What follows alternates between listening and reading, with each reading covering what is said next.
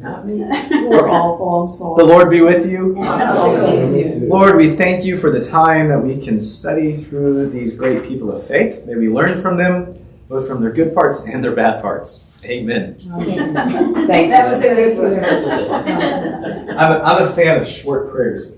So chapters 15 through 17, starting in chapter 12, we call it the Abraham cycle. So last time we looked at chapters 12 through 14. That was a few weeks ago now because of Easter and everything. And then we ended up sick. We had COVID for like 2 weeks. Oh, And I'm like, I can't keep time straight from that. But now, today we're going to focus on chapters 15 through 17. But it's all this part that we call the Abraham cycle. One thing I think it's kind of helpful to know of why we call it the Abraham cycle. You'll notice a lot of Abraham's stories will begin to kind of repeat. And same thing with his sons. And there's a lot of similar themes, and it happens again and again. And there is a reason for that we looked at last time.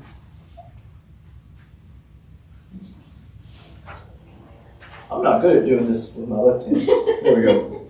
And that's because it is part of a chiasm, and we're going to look at that in a second.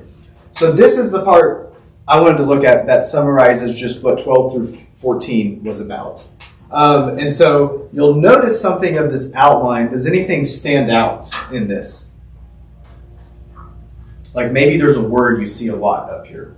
Abram, yeah. I made my outlines on this to put Abram first in every single part, or Abraham, once he changes his name.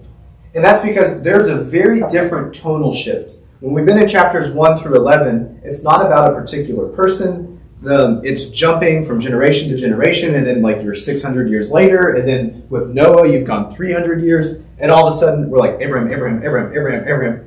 And part of that, we call the first part primeval history. And then this one we call ancestral history, starting in chapter 12. And another word for that, we call Genesis 1 through 11 the history of God and the world. And then we call chapters 12 through the rest of Genesis the history of God and his people. And if we remember, we began talking how Genesis zooms in and zooms in and zooms in. Now we have zoomed in to one family, and we're going to see God begin working through them. And it starts with Abram. So chapter 12, Abram is called. And the most important part, if you're going to read, is verses 1 through 3. And it's that very first paragraph. And so I'll read it for us. Now the Lord said to Abram, "Go from your country and your kindred and your father's house to the land I will show you. I will make you a great nation, and I will bless you and make your name great, so that you will be a blessing. I will bless those who bless you, and the ones who curse you I will curse, and in you all the families of the earth shall be blessed."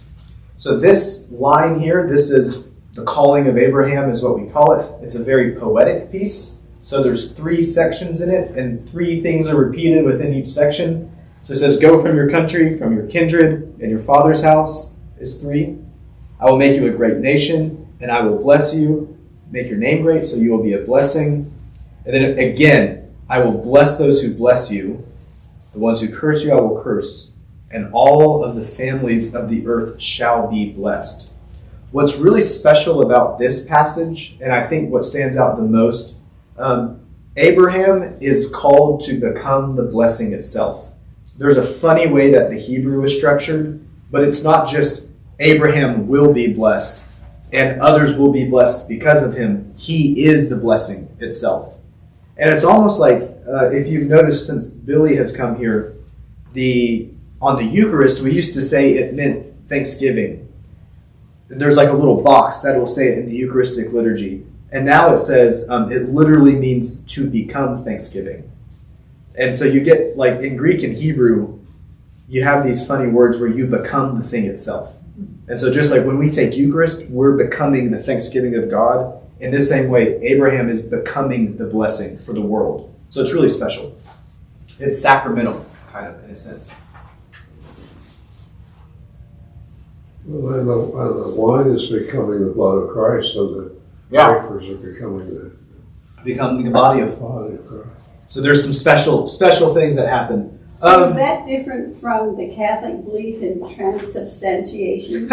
Well, that's a fun conversation. So a good Anglican approach. Anglicans do believe that the body and blood do become, the bread and the wine do become. Anglicans believe that? Yeah, that is a core part to the Anglican belief. But we don't explain how that means and lean into the mystery. And so part in the Protestant Reformation, all of the Protestants except Zwingli, which led to the Baptist, but all the original Protestants, the Lutherans, the Presbyterians, and the Anglicans all said, this is the body and blood. And this becomes the body and blood. But Anglicans are like, we won't explain when that happens, because different churches have different moments in the liturgy that it happens, and we won't say how it happens.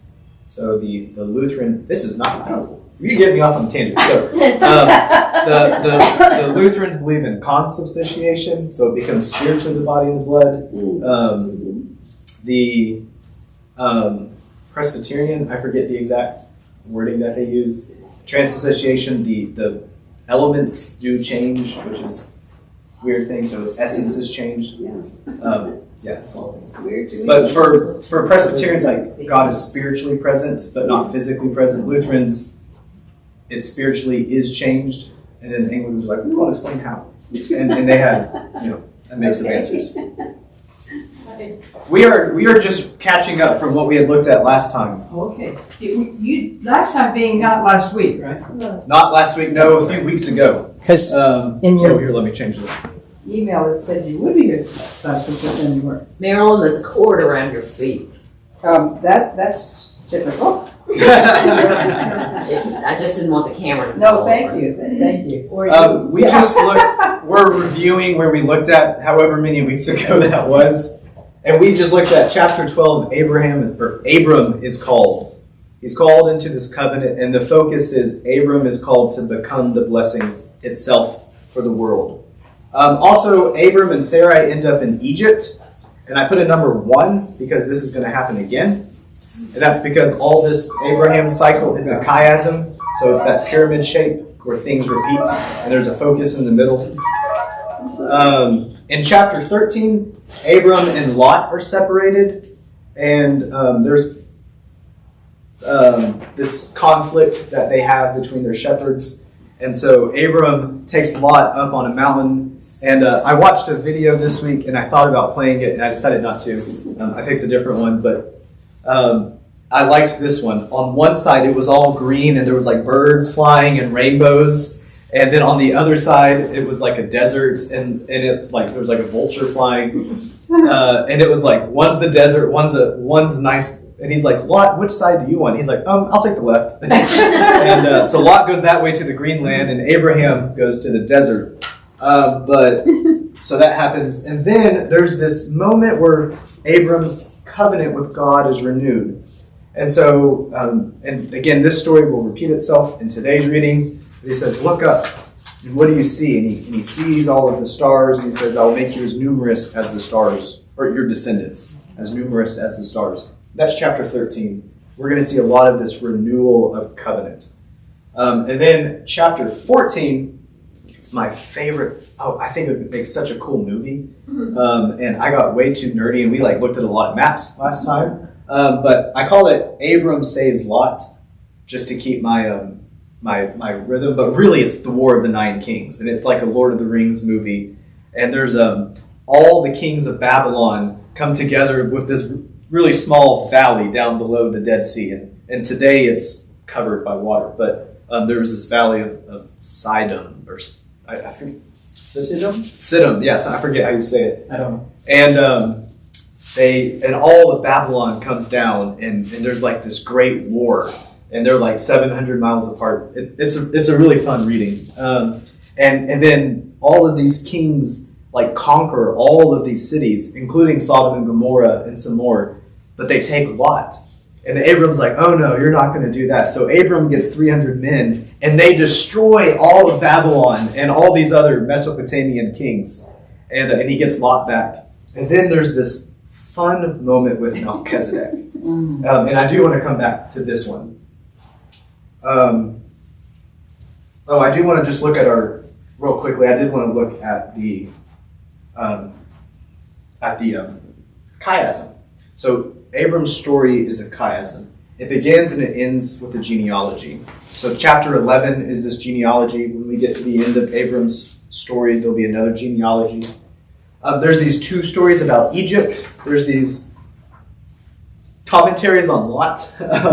There's mentions about all of everyone's ages. And then there's two births. So there's the birth of Ishmael, which we're going to read today.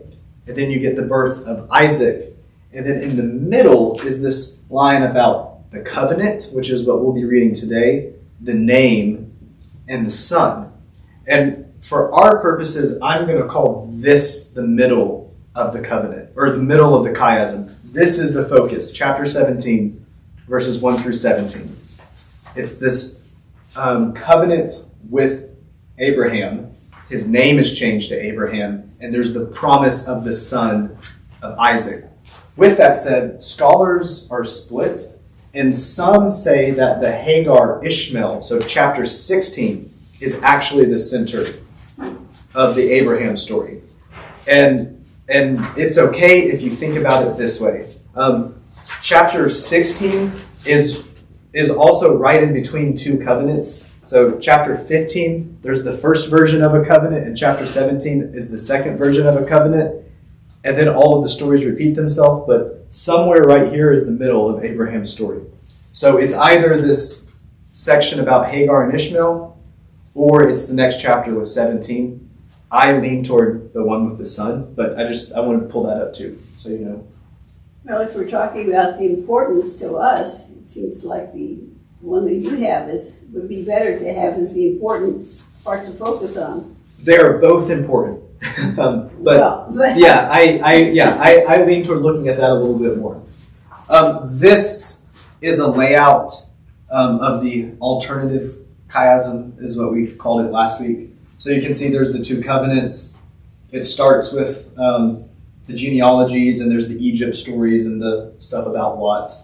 But they put Hagar Ishmael at the beginning. And this isn't just like an Islamic point of view that puts focus on Ishmael. This chiasm comes from the NRSV annotated Oxford Bible, so it is a pretty popular way of structuring the chiasm. This is the way that I like to look at it, though. And so you start with the genealogies. There's this testing of faith and promises made. The sister fib, part 1 and 2, so that's the 2 times in Egypt and then later. There's the parts about Lot. And then we get this idea in chapters 15 through 17, kind of focusing on 17, where Abraham walks with God. And if you remember way back in chapter 5, Enoch was one who walked with God. And way back in the garden when Adam walked with God. So there's this focus again on walking with God. And so we're kind of following who we're supposed to be like. Be like Abraham, at least some parts, not all of Abraham, and we'll see that today. Does anyone have a question about this part? Okay, cool. I'm going to skip all of the rest that we were looking at. And just know it was a lot of fun and really cool. Here's just some maps, by the way, that War of the Nine Kings are all up here. And then, we followed Abraham's journey. That's what this map is. We went to all the places he went back and forth and back and forth. This is his journey. So he starts out in Ur, over there in Babylon. He comes up here. So this is where he starts off. It says he's from Ur, but then he is living up here for some reason. And then he comes down to Shechem. They build that altar there. It's a very special place. Goes to Egypt. And then he's living over here near Hebron. So the events last week, he's where the water is today is where he's living, over in that area, that valley, which it's now covered in water. It wasn't back then. We looked at some of those in the modern day. Mm-hmm. And this was that War of the Nine Kings, the Valley of Siddim. So all of these kings come up against this tiny little place down here. And it's about 700 miles apart when they fight. it's a fun story. It's really cool. The last part that we ended, and I just want to touch back on this.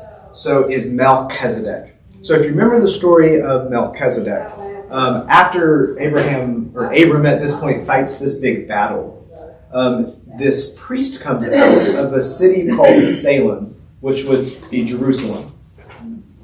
And he comes, he's a king and a priest of the Most High God, which is El Elyon, the same God that Abraham worships. And he comes in with bread and wine, almost like Eucharist. And bread and wine for a lot of cultures represent life and did have religious significance. It wasn't just a Jewish or a Christian thing. But he comes with bread and wine, and Abraham gives a tithe to Melchizedek, and then Melchizedek blesses Abraham, which is really special. And then Melchizedek goes away, and we never hear from him again. It's this very strange kind of story, but it's really special. And we said who Melchizedek is, so he's the ruler of the city-state, Jerusalem. Salem is the Jebusite stronghold of modern-day Jerusalem. So later, David comes and conquers Jerusalem and makes it his capital. And he's the priest of El Elyon. He has that bread and the wine. I love this story. And it's, I think if I had to say, this story of Melchizedek and one we're going to look at today where they cut all the animals in half are probably my favorite. They're my favorite stories in all of Genesis, but Melchizedek is like in my top 5 in all of the Bible. And I'll tell you why. Well, that's okay. We don't have to look at that. There's a couple ways you can look at this story. One of them is that it is a later written story that is giving importance and weight to the priestly system in tithing and having priest and paying priest. And you can kind of see how that's written. Like, look, Father Abraham, he even gave a tithe, so you need to give a tithe too. You can kind of see how that makes a little bit of sense. That's one way of looking at it. So it's looking at the Second Temple period when it would have been written. Another one, there's a Canaanite pantheon god that's named Zedek. So you get Melchizedek, like it's kind of shortened. And he meant righteousness, and Jerusalem's the city of righteousness. So you can kind of hear a little bit of those similarities. And so some scholars say that this is almost like taking this Canaanite god and morphing it into, well, he worshipped Yahweh. And so it's Judaizing it or something like that. Another way you could look at it is Melchizedek is the pre-incarnate Christ. So this is a term a lot of theologians will use. So not Bible scholars, but theologians. And that is any time that we see references that might be Jesus, but before Jesus was incarnate or made flesh. And so like Melchizedek might be one of those moments. If you remember the story of David when he is in the fiery furnace with Shadrach, Meshach, and Abednego, and suddenly there's a fourth figure with them in the fire, and so that might be Christ. There's other examples in Scripture. And so that's one, is that this is Christ himself. And in Hebrews will actually point, like the New Testament book of Hebrews says that Jesus is in the order of Melchizedek. And so there is these kind of references to Jesus and Melchizedek. There's another way of looking at it, and I'm going to go quickly over, I don't like the coexist sign very much, but I like this way of looking at it, that this is what makes me most excited. We see here God working outside of Abraham in this other story. And I really think it's some kind of mix of all of three of these ideas. So it is looking ahead to the temple system and kind of giving weight to that. Also, it's this beautiful pre-picture of Jesus. And Melchizedek's story and throughout Scripture helps us understand who Jesus is. But this is what's cool. Not just who Jesus is, who we are, because we're all priests of Christ. We're not the same priest like the Jewish priest, but we're all priests, the priest of all believers, in the same way that Christ was, the same way that Melchizedek was. And just like Melchizedek worships the true God and goes around blessing people, we do the same thing. And I think that's so cool. And the other one is Scripture is this zooming in of what God is doing through a particular people. But you have all these moments where others just show up and then they go away. And it's like, wait, God was working over there? I didn't know that. And so Melchizedek comes, like this whole city is worshiping God, and then they just go away.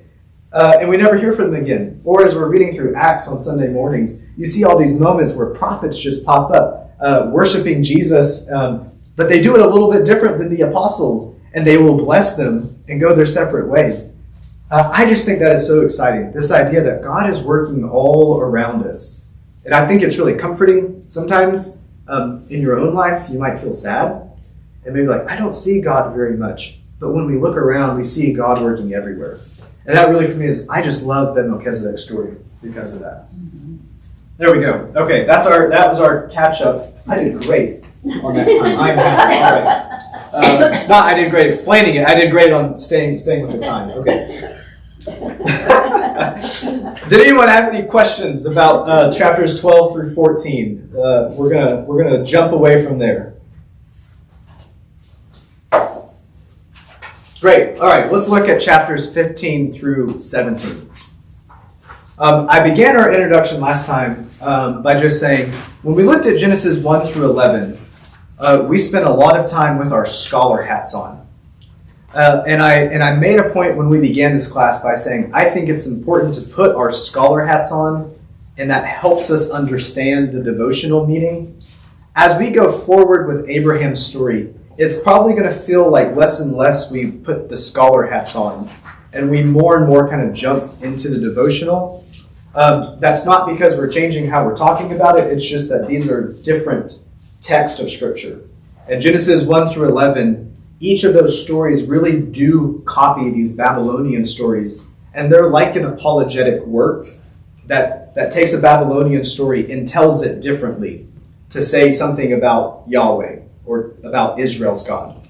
As we move away from those more and more, it's going to sound like all of that was really foreign and different, and that's because we're reading things in a different way.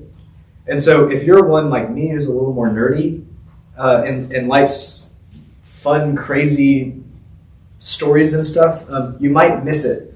So my encouragement for you is we're going to get into a lot more narrative. Just know this is a different way of telling stories, and it's still just as powerful in these narratives with what stands out. And one thing you'll know with narrative storytelling, it doesn't always tell you what to think.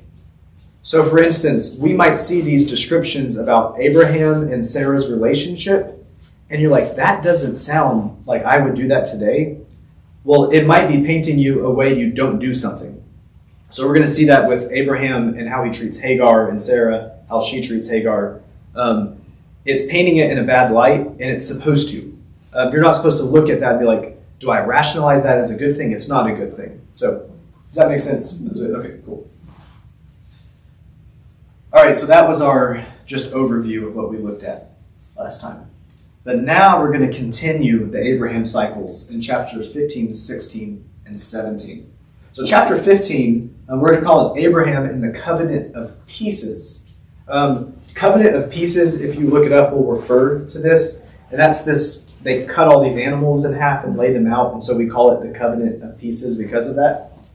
And one thing to know about covenant, they would often say we're going to cut a covenant together. And that we'll look a bit more at that, but cutting is very integral with covenants. And chapter 17 has another covenant with another kind of cutting, with the covenant of circumcision. And if you'll notice for your colors, chapter 15 and 17 are two different sources.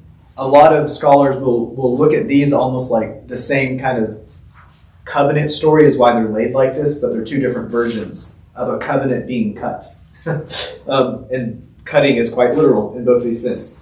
But here in the middle of today's stories, we're going to read about Hagar and about Ishmael.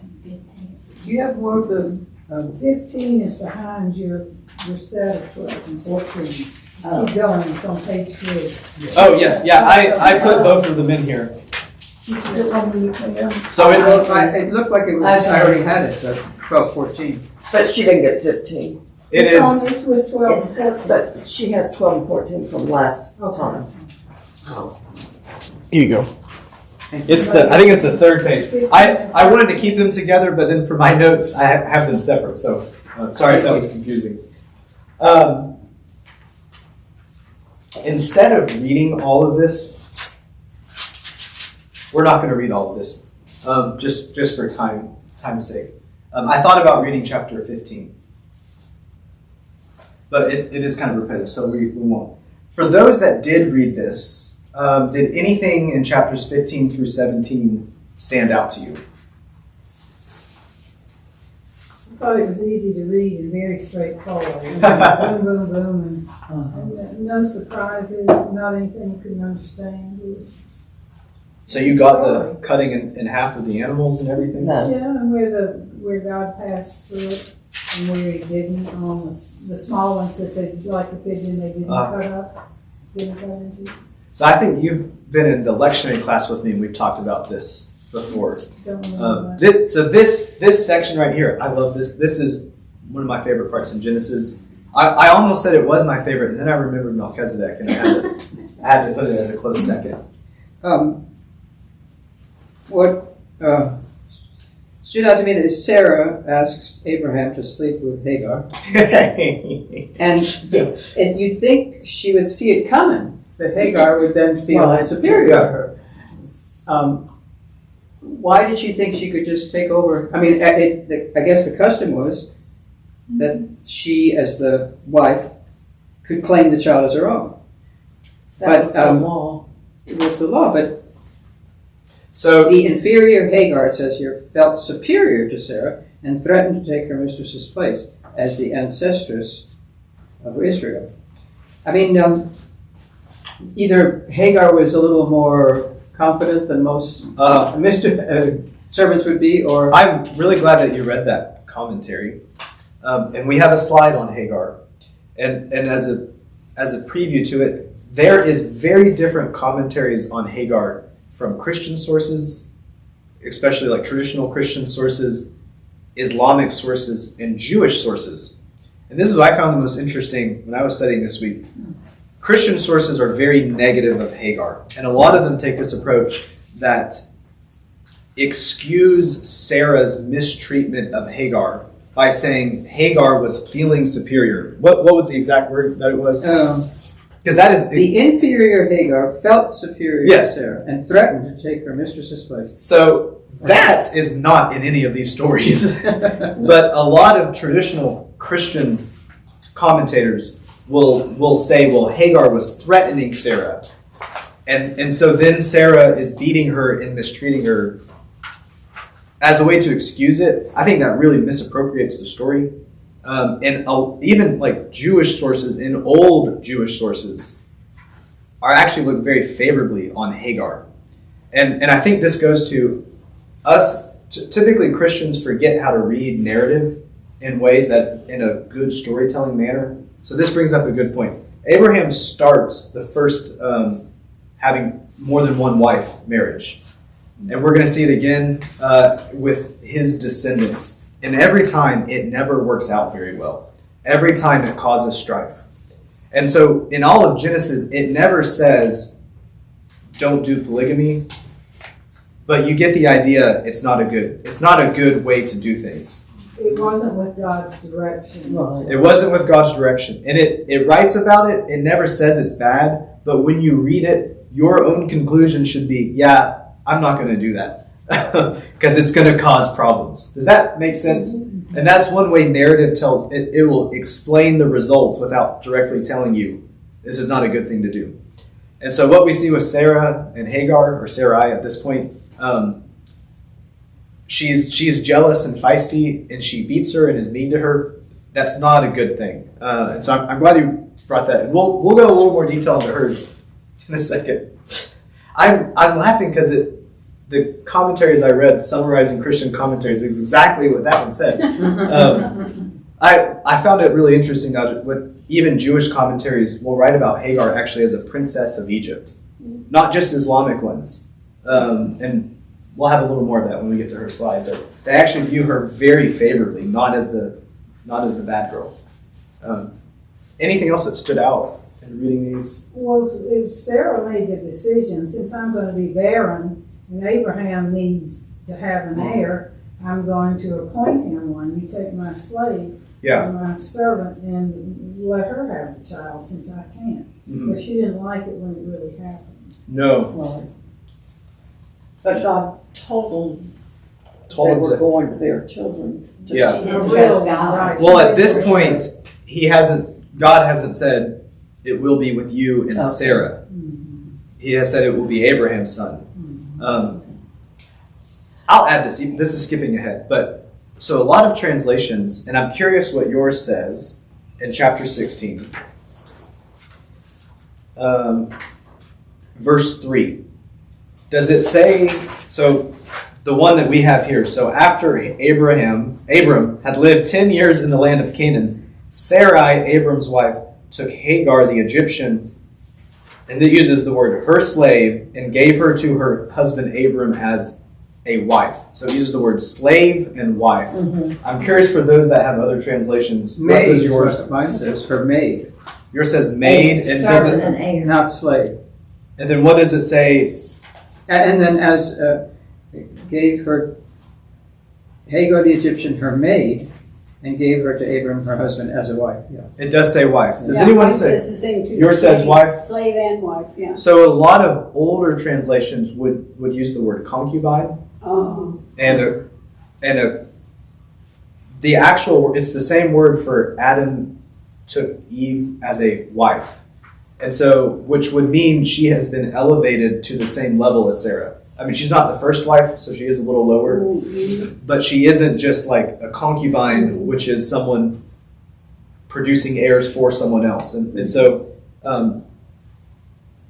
if it's a wife, then Hagar's offspring are not Sarah's offspring. So she is getting pushed out, which she gives him as a wife. So just there are words that could be used in place if it was just concubine, but a lot of Christian translations changed them to concubine, especially older ones. Oh, that's interesting. All right, we'll look about that part ahead. Chapter 15. This part is so fun. So I'm summarizing this chapter as seeing Abram and God in a new way, and these are the parts that really stood out to me. So the first is this prophetic view of God and both of Abram as a prophet.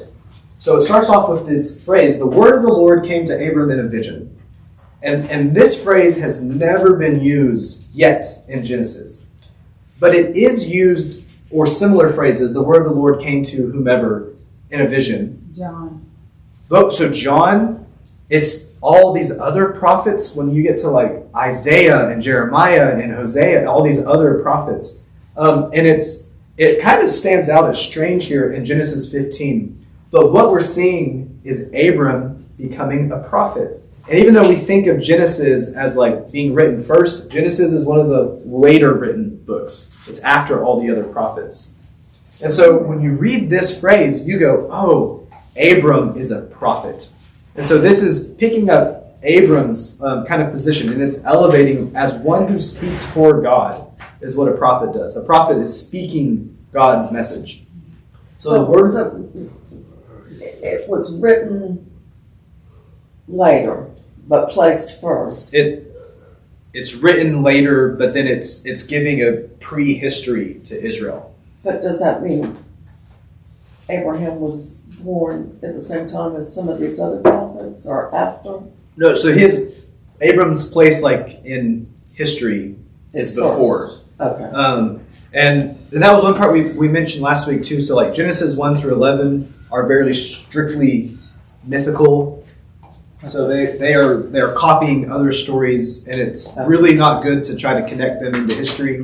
When we get to chapter 12 and through the rest, we jump into legendary. Okay. And so like Abram and Abraham, these are titles. They're not actually names, but it's probably talking about an ancestor that they had.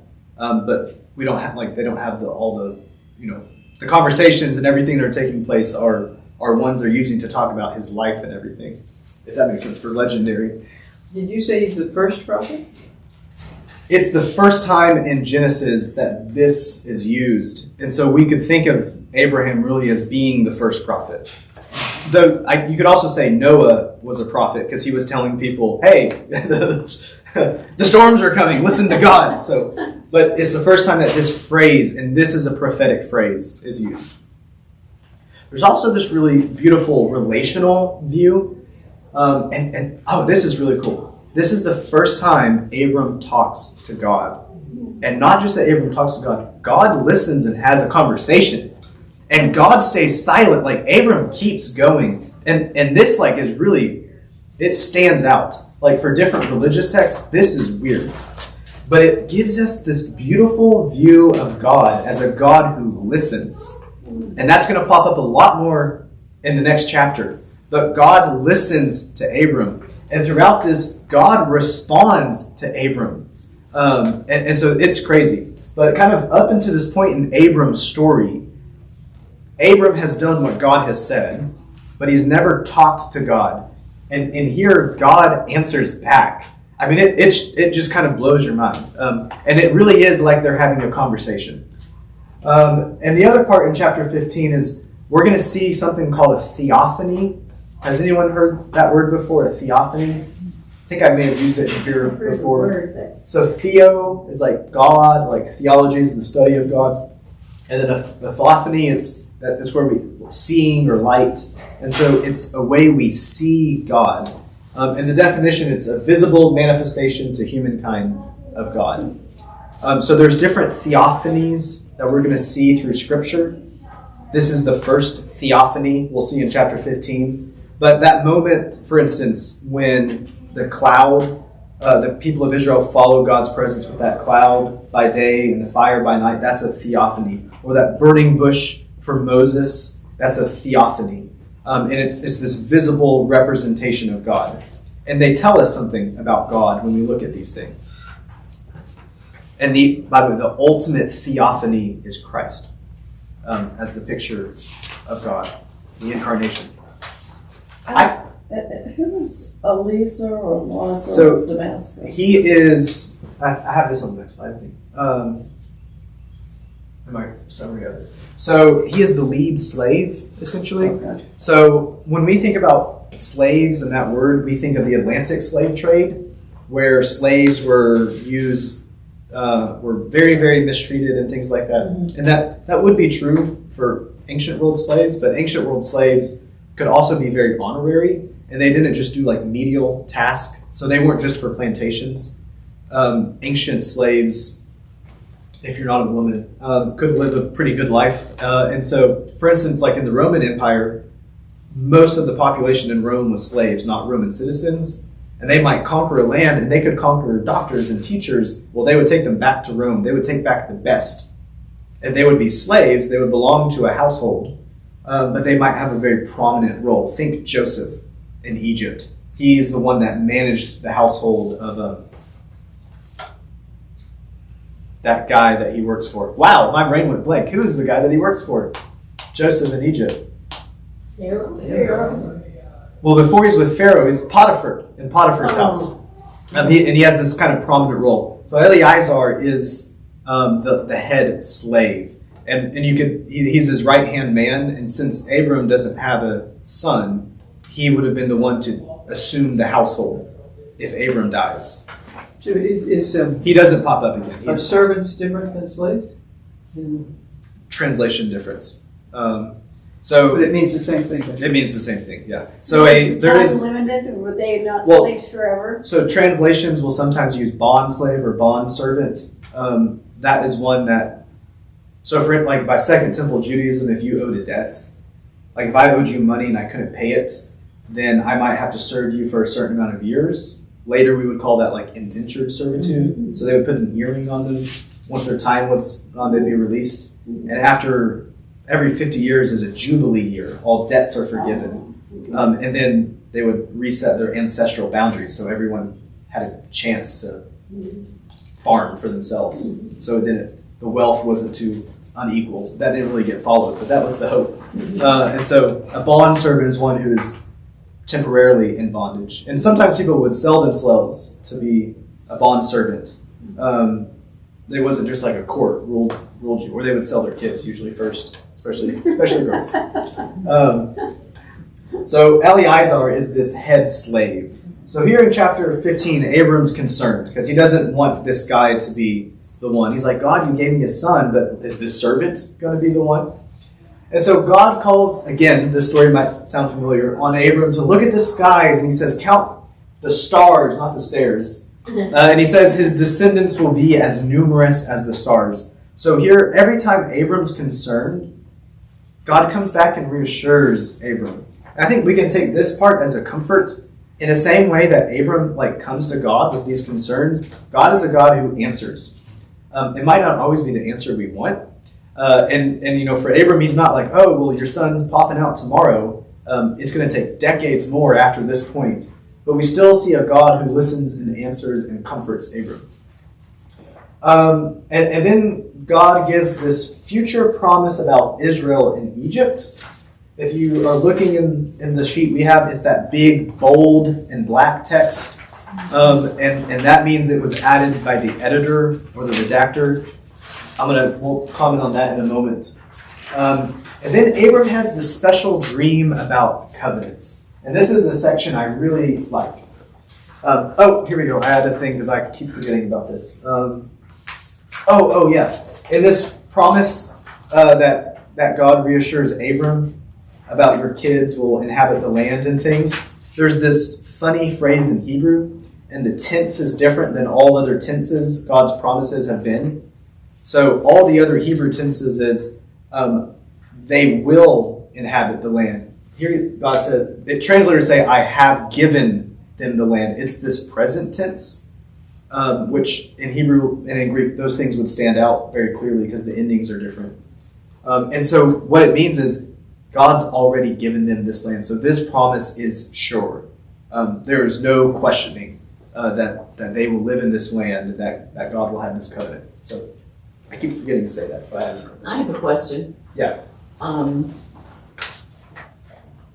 If Isaac was to be born anyway, why did God screw around and have the other part of the story first? Yeah, that's good theology questions to ask. I think on one level you could say, in some outlines we'll call it the testing of Abraham's faith. And so there's that. But also the time wasn't opportune yet. And so maybe they weren't ready for it yet. But that's a good way to look at it. That is a good question. And I think sometimes God's waiting for us to catch up to where God wants us to be. But other times maybe God has just a different plan that's working around. Like Ishmael needed to be there. 15 years. Yeah, a long time. Oh, this video. I might just send, let me see. What time is it? We'll wait for this video. Covenant is a special word, and it's more than a contract. A covenant is when two parties, not just individuals, it could be like countries or something, go into some kind of agreement. And what's different about covenants and contracts, contracts are law and rule-based. Covenants are relationship-based. And typically with a covenant, it is not, if you break this, then I am out of the contract. Covenants continue to last. Though there may be consequences if you break your side of the covenant. And I'll send this video. We were going to watch part of it. But we see this covenant that God makes. The first covenant is with Noah. When God says, I will not flood the world again. The next covenant is here with Abraham, about Abraham becoming the blessing for the world. Then we're going to see this next covenant with David. And then we'll see there's some more covenants that happen throughout. But covenants are a very big deal. And they're inclusive of others, even if you don't choose to be a part of it. When I have made a covenant, Poppy is now included in that promise. Even though Poppy didn't sign on, it's not law-based, it's rule-based. And so as being in relationship with me, Poppy is assumed in my covenant with someone else. And so if Donna and I make a covenant, you've also made that covenant with Poppy and with Poppy's kids. And with Poppy has kids and those kids, however long that goes. And so covenants are different than contracts. That's the important part. And so, before I don't want you to look at that. Does anyone have a question about covenant just before I move on from there? I'll make just a Christian addition. So the sign of the covenant is circumcision for Israel. The sign of the covenant for Christians is baptism. And so just like the past 2 Sundays, we've had 2 baptisms. In that baptism, all of us become in covenant with that child. And we say, we will be witnesses to help raise you in the faith. And not just holding your parents accountable, we will do it too, and we will hold you in our prayers. That's part of the baptismal covenant we make. And just as that kid is baptized, we renew our covenant every baptism. And that covenant is with all of us, but it's also with promises God makes to that child. And so, yeah. And maybe I'm jumping ahead here, but in the notes in 17, to keep the covenant is to practice circumcision, an ancient rite which was practiced by some of Israel's neighbors and whose origin is explained by various traditions. That is surprising. Yeah, a lot of because it's so much what they used to distinguish Jews. A lot of the things we're going to find, cultures share different things, and Israel was just a tribe of Canaanites. They're the ones that won and took over the rest of Canaan. And so, unsurprisingly, a lot of their practices are going to be the same practices. Each of them are going to have variations and such. But in the same way, like these Babylonian stories, they're going to use them and tweak them a little bit. Same thing with circumcision. And actually, when we get to this covenant part, another section that's actually repeated. So this is this covenant of pieces, is what we call it. And I had trouble finding good pictures for today's story. I don't know if it's because my arm is lame and I can't. What happened here? I'll tell you about it afterwards. So it starts off with this dream, and there is some significance. There's these birds that come down, and Abraham's. Well, so first off, God tells Abram to cut the series of animals in half, and then the small ones, they lay them out. This is not just an Abraham thing. This was a way covenants were cut, is what they would call them. You would cut the animals in half, and both parties would walk in between. And it was a ritualized way of kind of forming the covenant. And the idea is, if I fail in the covenant, may I be as one of the animals here. So may I die. That's how serious covenants are. And so these birds come down, and there is a fight for translators on how to translate the word here. So some will use predatory birds, like eagles or hawk, and others will say like carriager birds, like a vulture or something like that. And some people make a lot of significance about these birds, and it was over my head, so I'll just mention it, but I don't understand it. But he chases all these birds away, and that's special because Abram wanted to keep the pieces there or something. I'm not really sure. That some of the commentaries went over my head. But I tried to get a couple different pictures, so I like this one. You can kind of see the blood here in the path, and off in the distance is Abram. I like this picture. This picture I thought was visually good. But we're not going to keep this picture because Abram never goes in between the animals, and that's very important in this story. But this is supposed to be the angel of the Lord, and he's giving this picture kind of what's to come, and it's leading to Christ. So this covenant is going somewhere. It's not just about Abram. This covenant's renewed. It's to be a blessing for the world. And I really like this picture, but it's blurry. But here is this fire pot, and here is a torch. And these are the theophanies that we're going to see in the story. So as Abram falls asleep, and he has this big vision. And it's the same phrase that's used when Adam falls asleep. When God puts the sleep on Adam and cuts Adam in half. Oh, hey, cuts in half. And makes Eve. And so Abram falls asleep. And the cut, I didn't think about the cutting in half part. And in between passes a torch and a smoking fire pot. Torches and fire pots were used ritually to ward off evil spirits. I think I have it on the next slide. So they were not.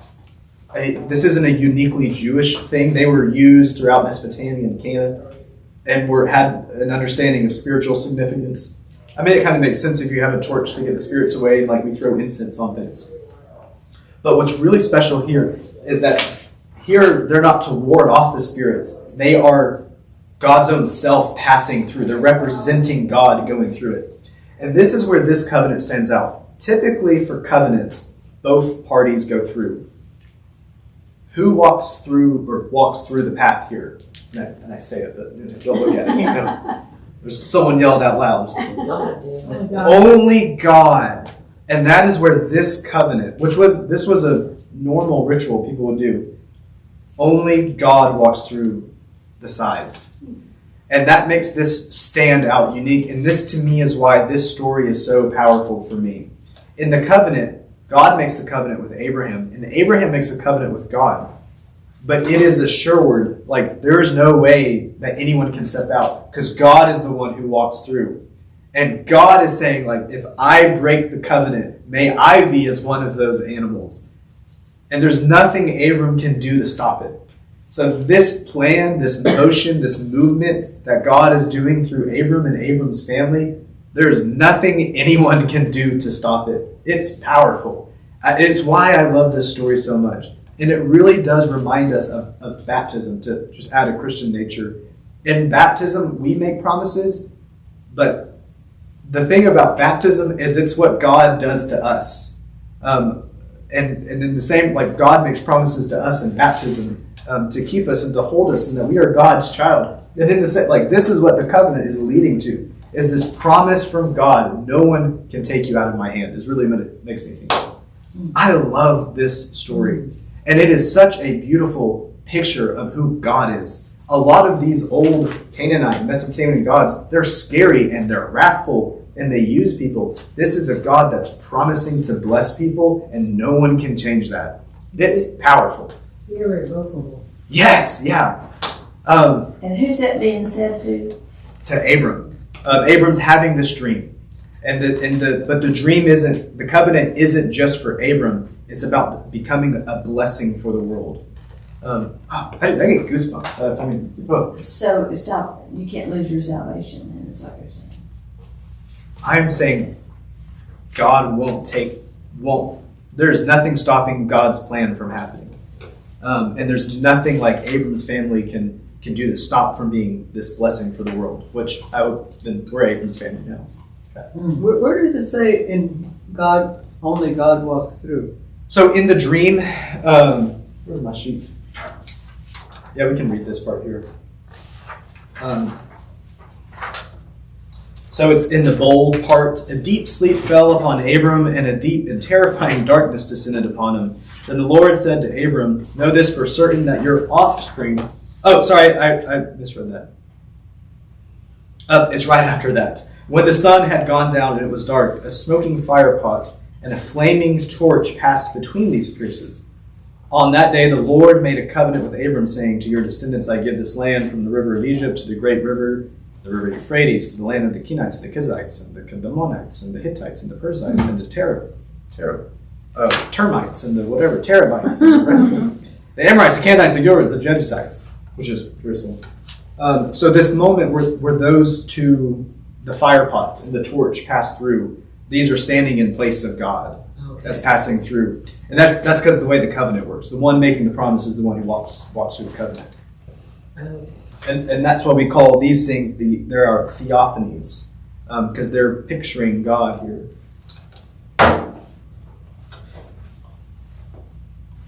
Really cool story.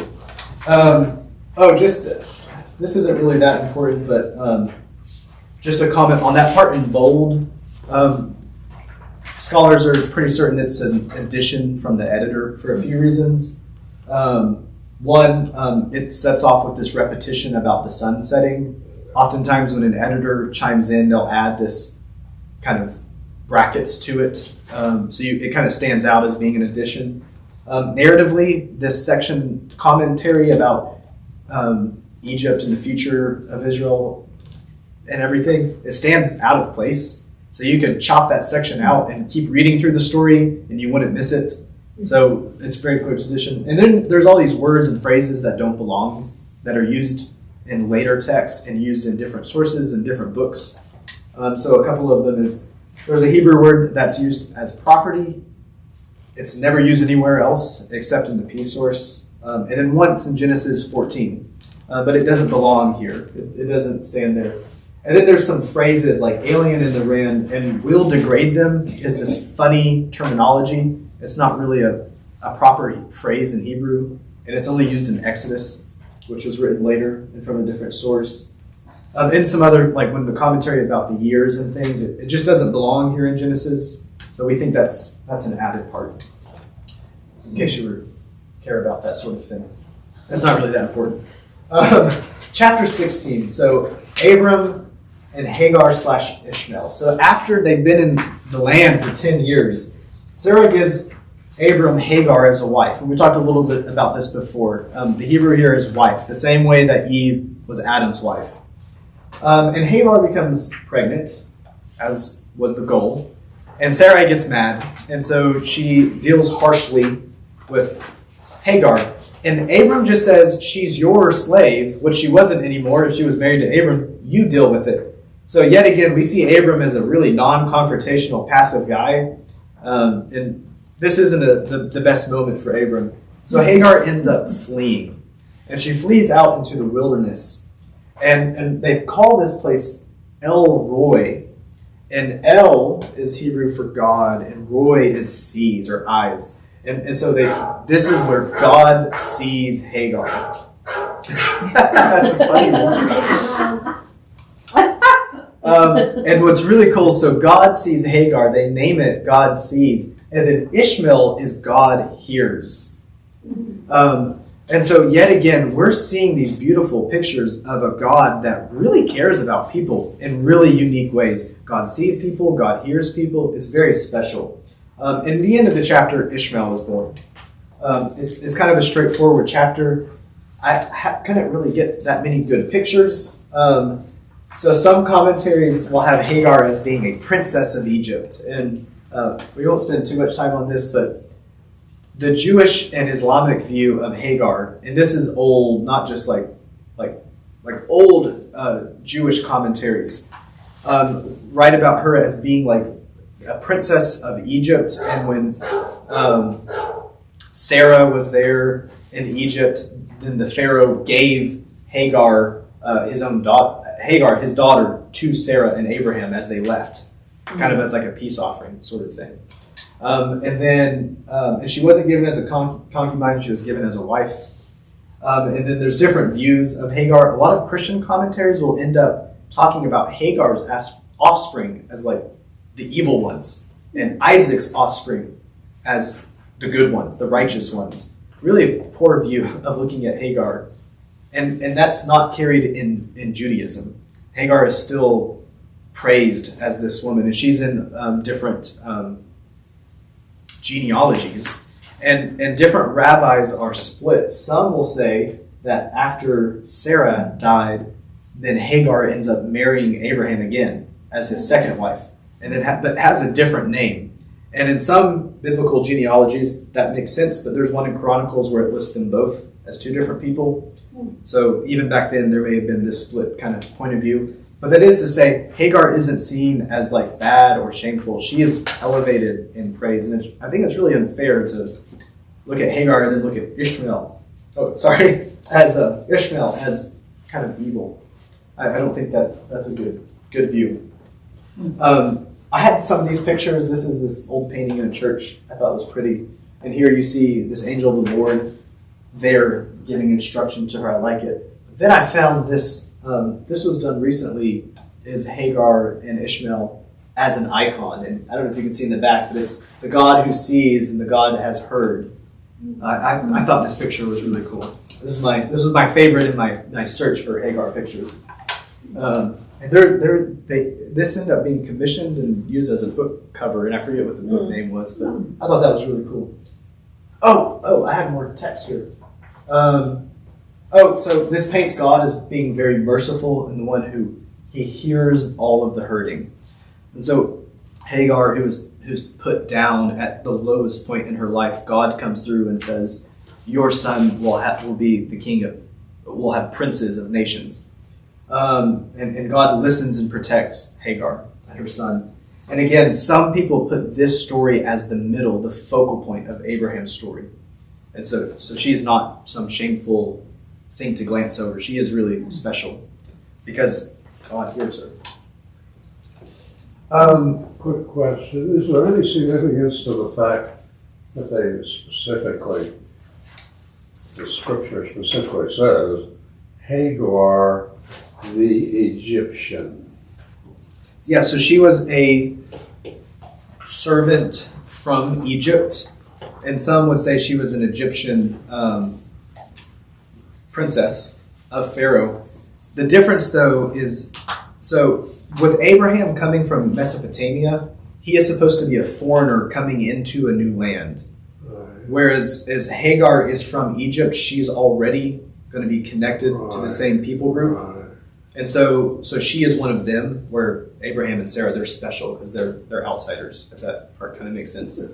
I read that Ishmael became leader of the Arabs. So yeah, that would the Ishmaelites that a lot of commentators would say as the father of all of the Arabs and different Arabian peoples. Did I not put that in here? I guess I didn't. And so there's the commentary on him. I think I have it in the next slide. Do I have it here? No, I don't know where that slide went, but so he becomes the father of that. He'll have 12 princes, and those 12 princes become like the 12 different tribes of the Arabs. And so again, this is, as we looked at ancestral history, we're at primeval history, ancestral history. All these people we're going to see become the leader. They're a way of explaining all of the nations and tribes around them. Same as that genealogy we looked like called the chapters of nations in chapter 10. And it lists out counted all 70 nations or tribes of people. So Lot has 2 sons, and those 2 sons are the Moabites and another tribe. And then Esau becomes the father of the Edomites, who are right beside them. And so all of these characters we're going to see in Genesis, they're explaining every other nation around Israel. And same thing with all the Arabian peoples. Excuse me. So here are the Israelites coming to take this land from the Arabs, all those different tribes. And that could be part of the explanation why they put Hagar in a lower status. They're putting the Arabs in a lower status by taking their land and feeling they have the divine right to, which continues to this day. The land that they come is the Canaanites, and Jewish commentaries elevate Hagar. It's a Christian commentaries that put her down. And part of that is because the Islamic kind of like all these different Arabian peoples or small different tribes, they never came together until Muhammad. Who were enemies of the Israelites when they went to take the land. Right? But this is hundreds of years after, because this happens in the 700s. They didn't unite together until Muhammad. But Jewish commentary that you're referencing is is recent, right? So you would think they would want to put down Ishmael as having no rights to the land, basically. So the Islamic divide and everything comes after the Jewish commentaries. Because like Muhammad comes around mid-700s, and he unites all of the Arabian Peninsula. Prior to that time, you had all these different small tribes that had a lot of infighting. They were never united. They never came to conquer into Jerusalem. So the Midrash and the Talmud have already been written before there's like any kind of Islamic divide, which I think is part of why these Christian commentaries that are written after the rise of Islam becomes an opposing force to Christians, is where this view comes from. Let's jump through this last little slide here of chapter 17. So Abram is 99, so it's been a while, and God renews or cuts the covenant with him through circumcision, which is cutting, or they will be cut off is the word. So there's a lot of cutting that is used here. And I wanted to put as many cuts in here as I could. So you cut covenants, they do it by cutting of the foreskin, or the people will be cut off from the people. And again, this is like a renewal of the same covenant. That's the cutting of the pieces. We use the expression "cut a deal." We still use things, and that ritual of the cutting in half of animals and everything is where a lot of scholars will say that's where these phrases come from, of like cutting a covenant, cutting a deal. And we're going to see that their names are changed. So I always thought Sarah and Sarai meant something different. They both just mean princess or queen. They're just variations of the same name. But Abram to Abraham, it's like saying he's a great father and then to a greater father when you add that part. And so we translate that as a father of many nations. So we say he was the father of a nation, now the father of many nations. But really it's great father and then greater father. And these name changes symbolize their renewed covenant with God and going in this new direction. Not much really happens in this chapter. Commentary-wise, they have a son, and they are going to have a son that will be named Isaac, and Isaac means he laughs. And God tells this to Abraham, and Abraham laughs, like, well, we're too old. What? It's actually going to happen? If you remember, Sarah laughed before. A lot of laughing. And then they circumcise everyone. And there's this other special moment where Abraham seems to really care about Ishmael as his oldest son. And Abraham wants the covenant to go through Ishmael. I mean, he loved Ishmael. And God says, I will still bless him, but he will not be the one through which the inheritance will go through. And so they are later, once Isaac is born, go their separate way. But God still makes this promise and about having 12 princes. That's where this slide went. I couldn't find it. So Ishmael and Hagar viewed very favorably. I think that's the last slide. Yeah, it is. But that's chapter 17. It's the same renewing of the covenant, but now through circumcision. And that becomes the sign of covenant through him. Have you read anything about how circumcision ever became a ritual for purity or whatever? I mean, it just seems like a strange thing to do. Yes, how it it does. started. I don't know. I don't know. It's a sign that doesn't change you too much, but you can do it. Seems If strange. people notice it, I don't know. This might be graphic, but with circumcision, young boys can't do as much things when they're circumcised as those who are uncircumcised by themselves. And so there is a way of protecting sexual purity I see. with circumcision. Never didn't either. And so, But it used to be just so common. I mean, yeah, it still is in the U.S. A lot, like in Europe, none of them get circumcised apparently. So that happens, and they do. And Abram's 99 years old, and he gathers everyone together, and they all get circumcised. can you just imagine that? It's a big commitment. I'd rather not. So I had two stories I want to share from this. Is this taking up too? Oh wow, we're at one. Okay, I'll just share one. When I was in 6th grade is when I started reading through the Bible, and I had been given a MacArthur Study Bible, and I was reading, and it just kept saying circumcision, and I didn't know what that meant. And my mom was outside, we lived in the cul-de-sac, and I came out yelling, "Mom, what is circumcision?" And I grew up in a very conservative house, and we didn't really talk about those things. And she was just like, "I'll tell you," like she was around all the neighbors. It was so funny. And I just remember being very embarrassed. But I don't know if it was her or my dad that explained it. I think it was my mom. The other part that's just really funny related to that is David later is supposed to get 100 Philistines, and which is the sea people just west of Israel. And they go and conquer them.